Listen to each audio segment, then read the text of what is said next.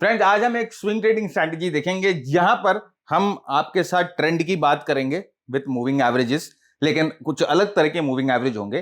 Price action की बात करेंगे विथ फ्रैक्टल्स, बिल विलियम्स के फ्रैक्टल्स के साथ, और मोमेंटम की बात करेंगे यानी कि आरएसआई की बात करेंगे and not the normal RSI signals, rather हम रिवर्सल्स की बात करेंगे, हिडन डाइवर्जेंस की बात करेंगे।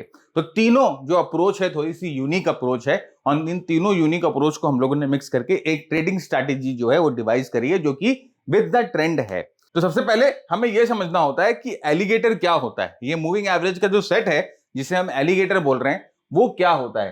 फ्रेंड्स, ये 3 मूविंग एवरेज का सेट होता है जो कि जिसमें ये पहला मूविंग एवरेज का पीरियड होता है 5, दूसरे का होता है 8 और तीसरे का होता है 13। इस ट्रेंडिंग और नॉन ट्रेंडिंग मूव्स को बाइफरकेट या डिफरेंशिएट करने के लिए यह रूल बनाया गया है कि जब ये तीनों मूविंग एवरेज एक दूसरे से डाइवर्जेंट है, जब ये तीनों मूविंग एवरेज एक दूसरे को टच नहीं कर रहे हैं, तब ये बोलते हैं कि जो ये एलिगेटर है वो उठा हुआ है, अवेक है, राइट। और जब ये एलिगेटर अवेक है तब हम जो है ट्रेड कर सकते हैं।